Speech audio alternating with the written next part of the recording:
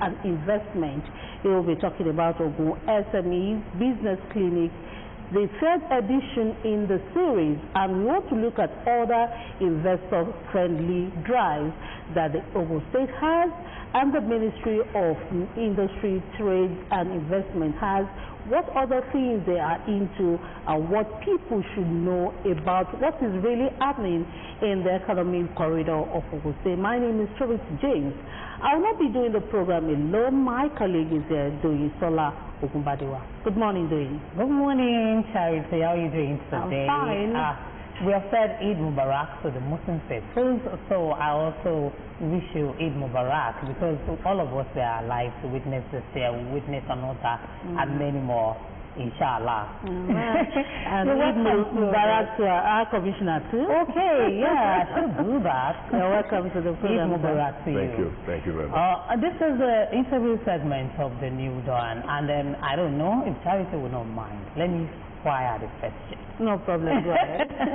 All right, we know that Ogun State Economic Development Agency, that is OGTV, and it's a game changer for the MSMEs. Ogun State is this agency, we know that it's aimed at boosting and contributing to the growth of capacity building, like market linkages, encouraging entrepreneurship, and also supporting MSMEs. Okay, now my first question would be, what specific support does OGTV offer to MSMEs in Ogun State? Well, thank you for welcoming me and the opportunity to speak to Ogun State citizens about what the Ministry of Industry and Investment is doing. And particularly to your specific question, the Ogun State Enterprise Development Agency, established by the executive order of the governor, President Adebola, in 2019, and which has also been established, set up. The intention is to create an agency that is focused on providing resource requirements and policy initiatives that are targeted specifically to small, medium-scale enterprises. Because often at times, government intention and focus is always not a big one.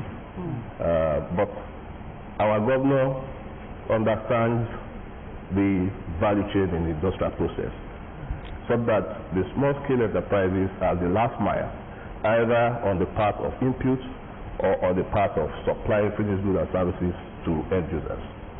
So the agency established its focus on providing capacity building, training, teaching entrepreneurs, would-be entrepreneurs, small-scale industrialists access to markets. That is, where do you sell your products? How do you take advantage of even businesses or markets outside of our borders? That is, export businesses, teaching them access to finance, because some of them also lack information about even where to go to access finance. And finance is probably one of the major constraints that limits the growth of small businesses. So, holding them, providing information about finance sources from either development partners, how to raise also capital from the personal savings, particularly for people that are transiting from paid employment or retired from service and wanted to go into business, providing information about sources of finance from other commercial banks, development partners, development financial institutions, to the extent that we know that they have issues about funding their businesses, but not only in terms of access, but in terms of also cost. The other thing is that we also provide the platform for them to be able to interact. The Enterprise Development Agency is also responsible for providing resource requirements that they need in terms of training, in terms of exposure, in terms of also organizing clinics where specific issues that relate to their businesses are also resolved. regulatory requirements, compliances, product certification, and generally everything that has to do with them be able to upscale their business, operate in a sustainable manner, and also knowing what government policies and initiatives is, and ensuring that they also comply with the rules of engagement, and make sure that they contribute that quota towards employment generation and also providing last mile in terms of goods and services. Okay, Ogun State, we know that Ogun State has lofty ideas when it comes to policies, especially for the Ministry of Industry, Trade and Investment. We have heard a lot of things that the ministry is doing. Now, one thing that SMEs or those who are in the corridor operating these enterprises complain of is about government policies. For these OGTV, is it a friendly one? We know that everything that government does these days comes with a lot of digital technology and some form of education when it comes to operating them. Have you gone to people, especially those who are interested in this policy, on how to go about it? Is the awareness enough for them to operate themselves? Okay, you see, part of what we have set out to do, and this government is very intentional about how we carry out our activities, government initiatives, not only from perspective of formulation, but also in terms of execution. So you realize that small businesses, they have challenges, they have issues. Technology adoption is one of them. And part of what OGTV is doing, and part of what the business clinic that was organizing, is to bring forth experts in various areas where they have challenges, and to provide on-the-spot hands-on solutions to their issues. Digital adoption is one, because most small businesses are not structured, they are not formalized. And part of what we believe that technology will do is to enhance the operational efficiency. It will help in terms of compliance. It helps in terms of access to market. You can imagine the power of the internet, the social media, digital marketing. And part of our collaboration with some of the development partners, particularly GF Technologies, for example, is to provide a platform where they could be taught digital tools, digital marketing tools, through Instagram, through your Facebook, through various channels that they could also use to increase their access to market, expand their frontier, take advantage of export market, international market, even where their reach is with Comm, you operate in a space, but what technology does is that it makes the whole world viral. Yeah, it's a global space, and part of that is what I'm going to also be teaching them. When it comes to the issue of keeping their books and records, they will also be given a lot of tools, financial accounting tools, so that they'll be able to manage their records in terms of financial reporting, in terms of compliance with government regulations, particularly the new tax reforms. So they're going to be taught all this, and everything keeps evolving. Government initiatives and policies also keep changing in trend and in time. So small businesses need to be aware of all these initiatives of government, how it affects them, how they position, how they mitigate against the risk, and how they can also optimize some of the opportunities that are available for them to be able to upscale their business and to be able to be operating in a sustainable manner. So it's an open door policy for the ministry? Yes, it is. Okay. It is. Okay, talking about market, because you mentioned that earlier, let's know the kind of market linkages OGTV does for the MSMEs. Okay, sorry, before the commissioner will answer that question, we want to go for a short break, then we'll continue after the break.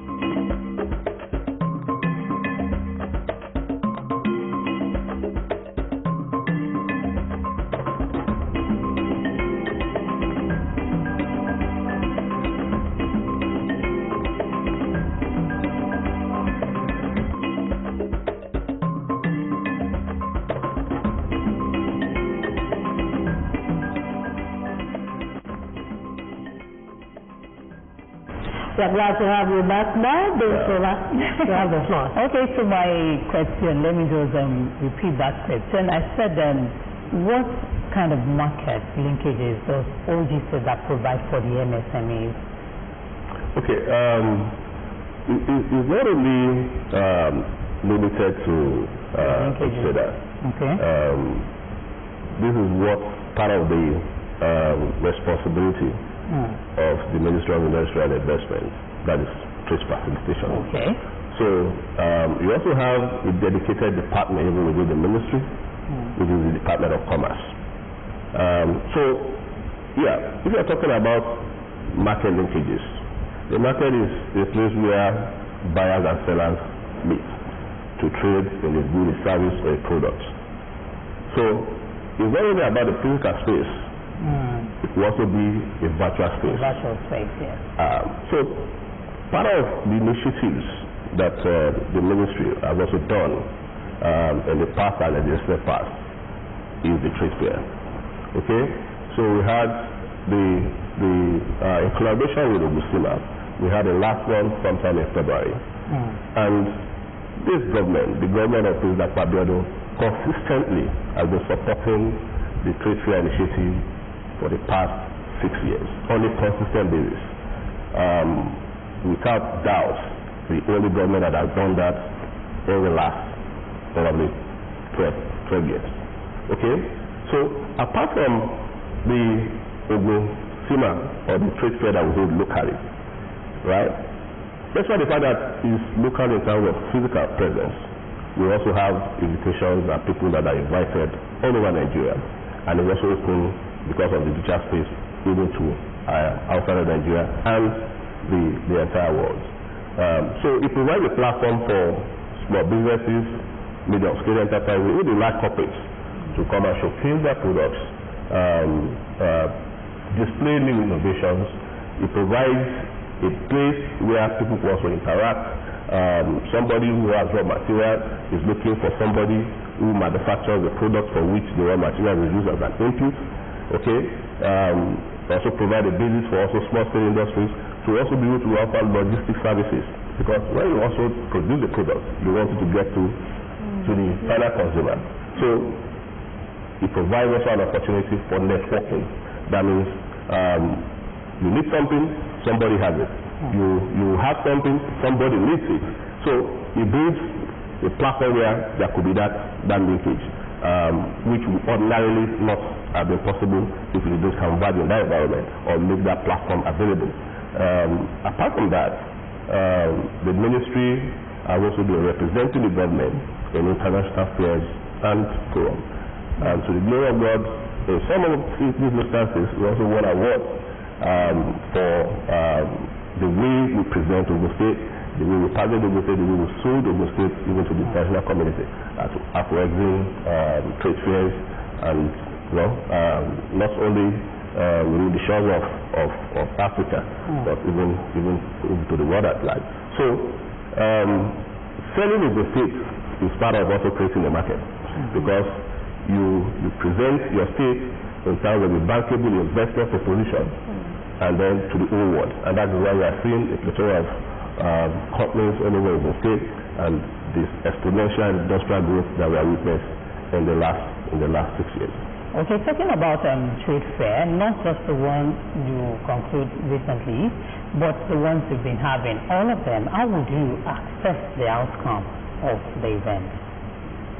Well, in the first instance, you measure results, not only based on things that you could want to see in terms of tangibles, but there are so many intangibles that you not see that can also translate into physical output in terms of results. Look at the number of industries that you are seeing in Ogun State. Even the growth in the economy from probably a 3 trillion economy in the last 6 years to more than 15 trillion as we speak today. Our engagement has also been producing employment opportunities for our youth. We are also developing capacity and reinforcing the issue of training. Part of what we are also doing even as we speak, is to reinforce all the benefits that we have also derived from the trade fair, okay? Ensuring that we don't always just do the fair, but we continuously have stakeholder engagement where issues that borders on the ease of doing business, the issue of increasing their capacity to be able to do business and upscale their businesses are also being discussed. So it's an ongoing thing, and what we could see is the transformation in terms of industrial landscape. The number of industries that has grown, the increase in revenue of the state, and the general economic prosperity that it has brought to the citizens and the state as a whole. Okay, let me take you to the ranking that Ogun State was put on recently, the Ease of Doing Business ranking by the Presidential Business Enabling Environment Council. You know that Ogun State, that is one of the awards that Ogun State have gotten, and it is because the ministry vis-a-vis the state is doing something great.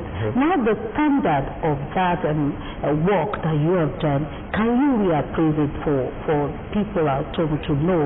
Why do you think Ogun State is having a lot of awards when it comes to especially ease of doing business and one-stop shop? We hear about one-stop shop also from your ministry. What does it mean, and how easy is it for investors to come into Ogun State to do their business?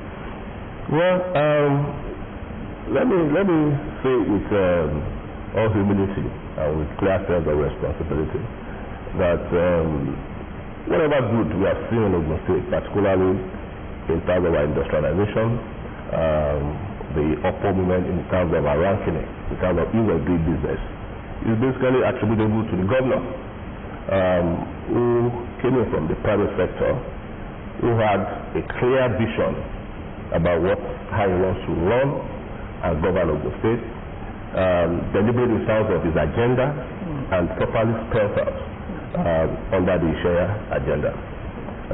So he signposts his intention. He also gives clarity to what he wants to achieve in terms of his vision, and it makes it very easy for both investors, private sector, even the whole community to be able to know this is the direction in which the government wants to go.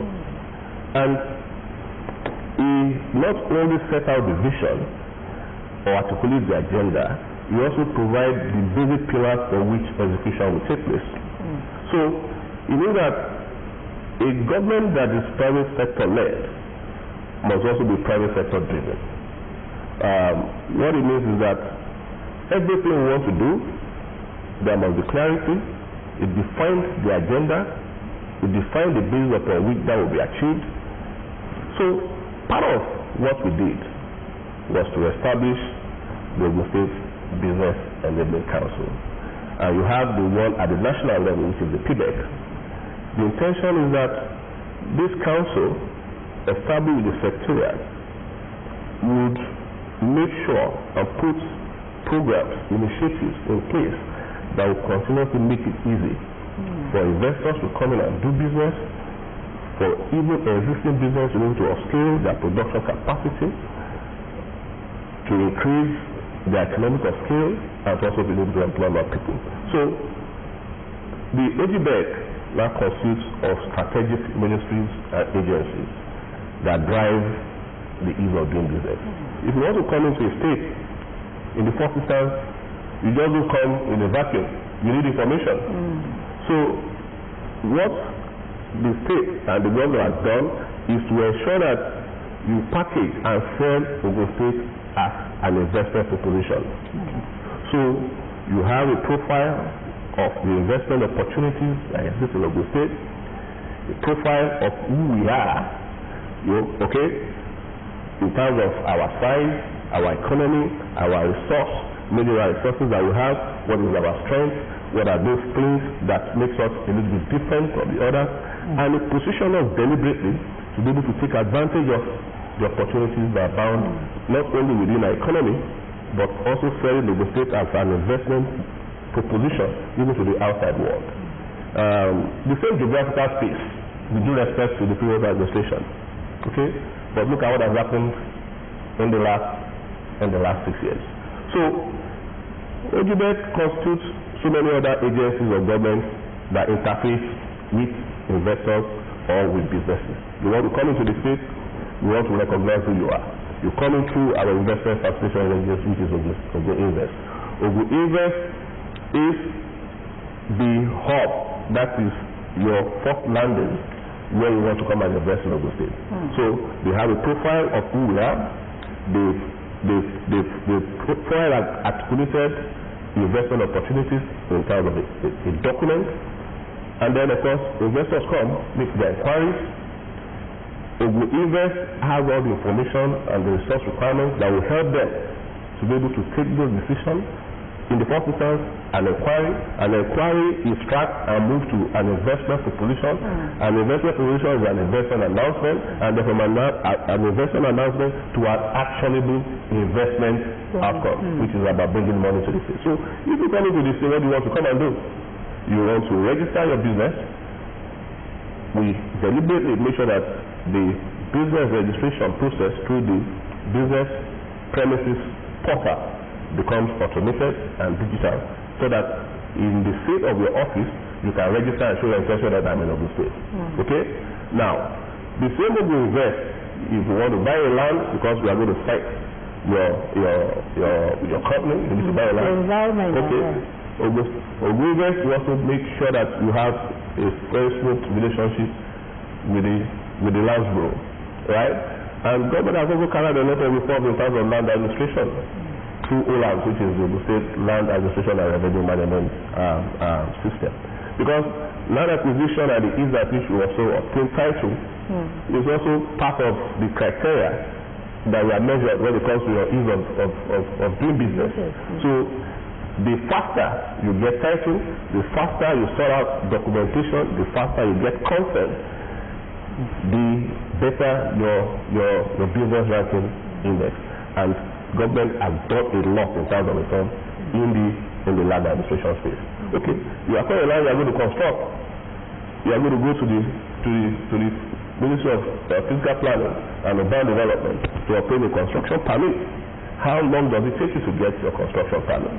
Okay, a lot has happened to ensure that bureaucratic bottlenecks are broken down, so that the experience that investors, new investors, or people that also do business that want to also expand their businesses are having is superb and comforting. And the intention is that once you break bureaucratic bottlenecks, the cost of doing business will reduce, the cost of interaction with government will reduce, the perception of the government as a place to come and do business will also work, and of course is the multiplier effect. Because from mouth to mouth, from hand to hand, from experience that are shared, you see the exponential growth in terms of businesses, in terms of new investment, in terms of also even existing businesses also upscaling and increasing their capacity. The value chain in terms of benefits is among them. Is this a sustainable system? Because if all of this is on ground, and after this tenure or this administration, everybody that wants to come in should follow this, because it looks so easy for anyone who wants to invest in Ogun State. Do you plan for the future even after this administration? Well, in my capacity as the commissioner, working under a very, very, very strategic, private sector-led governor who also believes in the future.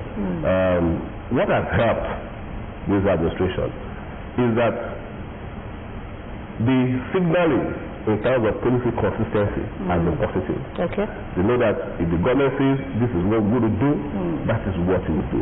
The governor is somebody who doesn't say what he will do. But once he's committed to something and he said yes to it, then you can be sure that that is what is going to happen. Some of the reforms have been institutionalized. Okay. Yes. Some have thought that they have become part of the moral fabric of governance itself. So, if civil servants, the bureaucrats who execute government policies and programs, are also taught about operational efficiency. They are also being trained to act in a particular manner, be responsive, okay? Acting with integrity, being accountable, making sure that we respond to issues as like yesterday.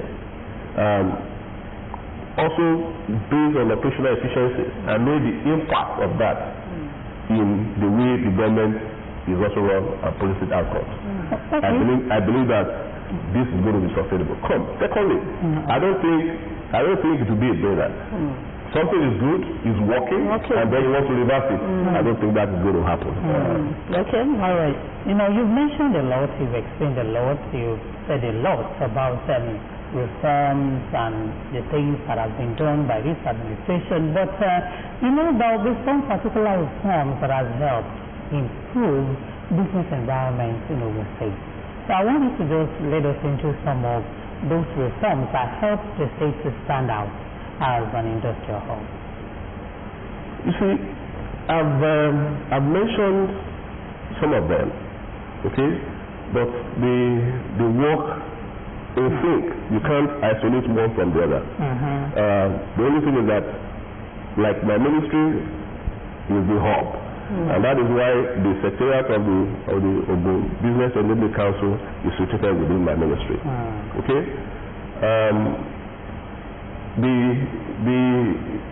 you can't isolate one from the other. For example, I didn't mention the issue of reforms or initiatives, and I'm not talking about infrastructure. Okay? Now, that is the backbone. That is what everything is built on. You can't build something on nothing. Okay? Infrastructure in terms of roads and road networks, because that helps the ease of moving goods and services. And when your roads are good, you also reduces the cost of doing business, because the vehicles will break down, the cost of maintenance is reduced, and of course you also save time, and time is money. Talking about entertainment, we are talking about culture, tourism. People also come into the environment. After working, they want to also a little bit to relax. So culture, tourism, work is there. In terms of health, people also want to work in an environment where people are sick, they will have access to top of the range health facilities, and the government also through private sector involvement and collaboration, also state-of-the-art hospital like the one that you see almost opposite the governor's office. Okay, housing, people want to come and live and play in Ogun State, they need to be accommodated. A lot has been done in terms of providing housing and affordable houses. Urban regeneration, incredible. You know, so you can see all these things working together. Even in transportation. Okay, multimodal transportation policies, the new Gateway International Airport, providing also opening up the state in terms of a logistic hub, and you can't get out of Lagos, which is unarguably the largest economy within the sub-Saharan Africa, without passing through Ogun State. So we are the gateway to the rest of Nigeria, and we're also the gateway to West African sub-region. So we are very strategic, and I think the government has done a lot of good work in maintaining our status. Let's talk about the minerals embedded in Ogun State now. Solid minerals and sustainable mining. You know, Ogun State has grown growing interest in the solid mineral sector. And now I would like to know, and I know people at home would like to know, what the government is doing to ensure mining is done responsibly and sustainably. Okay, the state is endowed, and I don't think this could also be controverted in terms of even the revenue that we derive from the mineral space. Probably we are number one, not even national or Kogi, because of our natural endowment, particularly in limestone. That is why you see the likes of Dangote Cement, Boa, Pure locating their production line here. And By the time they are finishing their second production line, okay, within the confines of Ogun State, producing probably the largest number in terms of tonnage of cement in sub-Saharan Africa. So we know that that's a sector that has to be managed, carefully and with intention to make sure that we optimize the benefits of the resource. Secondly, there is also responsible mining. When we are talking about the likes of Dangote or Boa mining limestone for the purpose of their production, they are not the issue. The greatest issues that we have, the preponderance of those issues are from the artisanal and small-scale miners. Secondly, mining by the way we are federated is the federal government, is within the federal government exclusive list. But the contradiction is that the land of the state is entrusted in the governor through the Land Use Act of 1978. So whereas government owns the land, the federal government says they are the one who owns the mineral under the land. I think that's a dysfunctional thing, and I think that's the way we are federated. But I know that these are issues that are ongoing that need to be resolved. So as a responsible government, we want miners to operate based on best practice, to ensure that they don't degrade the environment, to ensure that they are mining based on approval and best practices, to ensure that when they even mine, there is restoration. Restoration means putting the land back in the way you met it, so that the environment is not degraded and it can also be used for some alternative uses even after mining. So in the last 2 years when I came in, because I was second-term commissioner, we set up the mineral Mirenco, which is Mineral Resources and Environment Committee, which is a constitution of both the mining officers in the state, the federal mining officers from the federal government, and they meet on a quarterly basis to discuss some of these issues, monitoring, ensuring that we also dedicate them and let them know what are the expectations, honoring community agreements, because when you get to a community, you must have an agreement with them. There must be something that you give back. You can't just come and mine and take advantage of their resources without also giving back, either in terms of infrastructure, intervention in healthcare, intervention in education, providing corporate social responsibility. And then of course, when all this also is not working, the government also has an enforcement team. We go after those that are not complying with set rules and regulations, and those who are not also operating based on best practices, to call them to order and to also stop some of those operations if need be. So we are particularly about the issue of destroying our infrastructure, particularly the roads. Because it costs a lot of money to put those resources into place. And then vis-a-vis the revenues that is generated, you must be able to strike a balance, okay, so that you cannot degrade the environment. You can't leave it worse than you met it. In fact, after your mining, you should be able to put it in a better position than you met it. That is our intention, and that is what we are doing. In fact, just yesterday, we still had a stakeholder, the first quarter of the stakeholder agreement with the miners in Ogun State. Okay, now let's go to the business premises permit process. It is another reform that the ministry has been able to put in place because it is now automated. Let's talk about this automation. What is the essence of automating business premises permit? What do you intend achieving with this? And who are those you are looking into this net? What do you want to achieve with all of this process? Okay. You see, it comes from the first principle, the ease of doing business.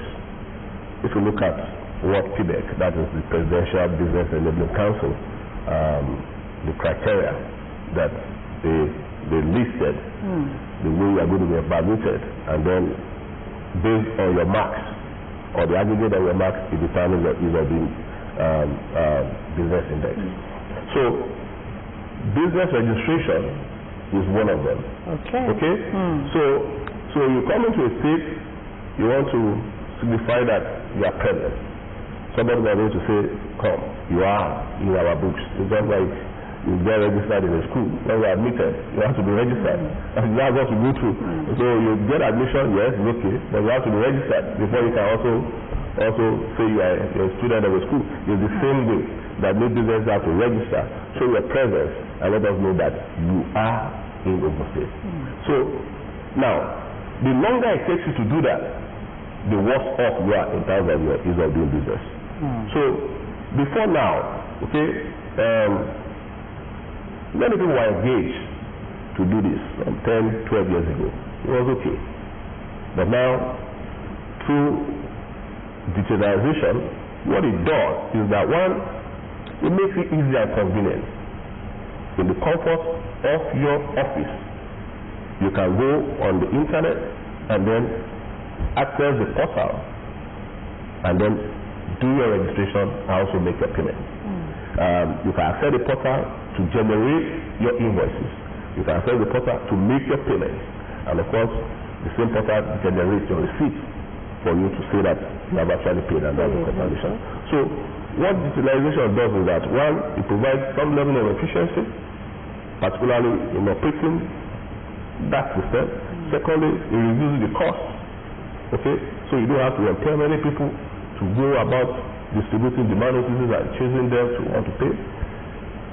The first thing is that the shorter it is, for example, now it takes less than a few hours to get registered. So first in increasing your ease of business value. Secondly, the experience. The experience is also worldwide. There's a feel that this thing is easy, and then of course it translates to other valuable experiences that you have and digital development. So if I put the fact that we are ready for business, we are efficient, we are nimble, and we are also operating in a way that we are supposed to be in this current digital world. Okay, now let's talk about the project at hand, and that is the Ogun MSMEs business clinic that is coming up, the third edition. You've had 2 editions before now. We want to know why you think this edition will be different or unique from others that we've had, and what is this project all about? Who are you expecting? What are the things that people that will be coming are expecting? How do you want to go about this edition? Let's hear from you. Okay.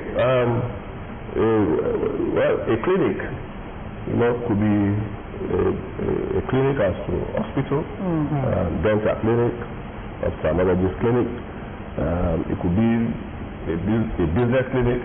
It could be a basketball clinic. It could be a welfare clinic. So when you go to a clinic, 3 things could happen.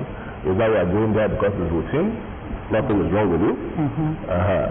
Then the other is that you could go there and you want to check something out. Is there anything wrong with you? And of course, if something is wrong, there will be a diagnosis. And then there will be a prescription as to this is the medication, or this is the things that I need to do, either therapy or medications to use. It's not different from this instance. So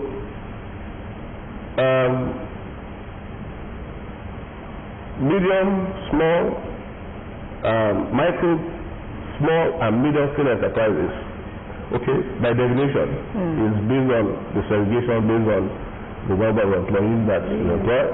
Micro, probably less than 10 people, probably less than 10 million, depending. A small, employing more than 10, less than 50 people, a turnover probably 100 million, a capital base less than 150 million. A medium scale, okay, employ more than 200 people, probably more than 500 million in terms of the annual turnover. So the segregation of division is based on intent and is based also on some classification that is broadly acceptable globally. So why are we doing this? Yes, we had the last one, I think, 2024, which is the National SME Clinic, which in collaboration with the federal government. But so much has happened since 2024. Government policies have changed. We see the regulation in the downstream space. We see the unification of exchange rates. We see economic indicators that are flaring, and we need to manage some of those risks. Recently, we also have the tax reforms.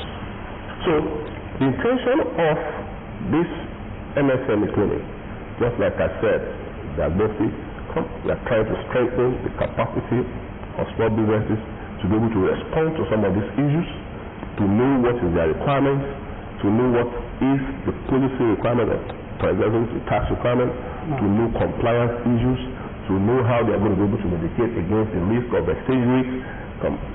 PMS just went up in the last, like even diesel. So what are these implications for your business? How do you respond to it? Don't forget, it's not only about those that are operating already. It's also about would-be businessmen, young entrepreneurs who want to come to the business. How do you manage the business? How do you keep your books? How do you position yourself in the digital world? How do you have access to finance? Where are you going to get money from? Even if you have access to finance, where is the market?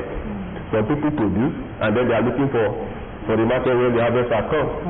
Instead of looking for the market while you are also producing. You know, so these are some of the issues that are going to be addressed. A one-on-one interaction with regulatory authorities, with development partners, with financial solution providers, and then we are going to be talk a lot of things about entrepreneurship. Okay, what are those things that happen when you just start up your business? What are the things that you need to look out for? Some people don't even know how to keep books and records. Some businesses are also not formalized, you know, and we are going to offer opportunities to formalize your business. Formalizing your business means you are registering your business and it's recognized legally as an entity. Okay, and then what are these benefits of formalization? Some of them we offer for free, some level of grants. And but more importantly, there's going to be opportunity to learn, to relearn, and to do things a little bit differently. And resource persons who have competencies in those areas that we're going to talk about will also be present. Regulatory authorities are also going to come and interact with them, provide solutions to their problems. You have a problem with NAFDAC, with some. You want to go to the export market. There's the Export Promotion and the U.S. Export Promotion Council, and is there a date for all of this? Is that what? The date, is it fixed already? Yes. The event is going to happen on the 24th of March. That's next Tuesday at June 12 Cultural Center. It's going to start off at 9 o'clock. And because it's a clinic, you know, a clinic is a place you go and then it's a one-day thing. You don't go to a clinic and then you sit there forever. It's for you to hop in, they diagnose what is the problem, they prescribe the solutions for you, and then off you go. But subsequently after, there's also going to be some ongoing engagement. Like a follow-up. Correct, certainly yes. Like a follow-up. Kind of engagement, and then reinforcing what we have done and providing further solutions where people still have. Okay, is there a window for nano business owners? I know that there are a lot of them in the system. Are you looking towards that area too? Yes. Yeah, you know I defined it. I need to look at it. You see the first M there is micro. Micro is the same thing as nano. Okay. So nano, anybody, somebody around the corner, everybody. Everybody is welcome. Just to wrap it up because of time, apart from the participants that will gain from the clinic, what is the need for the government as well, Ogun State government? For Ogun State government, you see, like I said before, and I'm not trying to be pontificating or glorifying the governor. The governor is intentional about that sector of the industrial chain because 90% of enterprise and business in the world are small scale. They contribute to employment generation. Of course, because they employ people will pay tax. So they help in also increasing government revenue. be an engagement for our youth to provide a way for them to also to earn a living and to have a future that is ahead of them. Okay, so it's just incredible in terms of the general prosperity of all our people, and the government and our government is interested in the prosperity of all the citizens. Okay, one more question for you before we leave the program. We have just 2 minutes, and a lot of people want to know if the ministry has, it is operating digitally these days. A lot of the policies and reforms are on the social media platforms or has a portal that runs some of the agencies. Do you have some of those websites that you can throw out for people to key in before they can come to you in the office? Maybe look out for the ministry. They have the social handles. Yes, the ministry has social handles. Even the registration is also in the social media space, so that you can register even online. Apart from that, the whole process of government business processes have been automated. You want to pay your tax, go to OG tax. You want to obtain construction permit, go to the one of the PPUD. You want to buy land, you can even view the land that you want to buy on Oland and say this is the land I want to buy, and make your application online. And even determine the price that you're going to pay. So most things have been digitalized, automated, and the intention is to provide efficiency and make interaction with the public, the experience to be pleasant. All right, thank you so much, Commissioner for Industry, Trade and Investment here from Ogun State, has been on the program with us and talking about what the ministry through the Ogun State government has been able to do when it comes to investment, industry and the ease of doing businesses. He spoke a lot about policies, reforms, and how a lot of people can still join the train of the value chain of giving what they should give to the environment, to the economy, and also make Ogun State rank one of the best in the world. Thank you for coming on the program, Commissioner. Thank you very much. Thank you for your time. Thank you. It's time for us to leave. Thank you. Time for us to leave. Yeah, we just I think we should have finished this, because I love listening to business tips and how I can even start up my own, because I know you are a businesswoman already.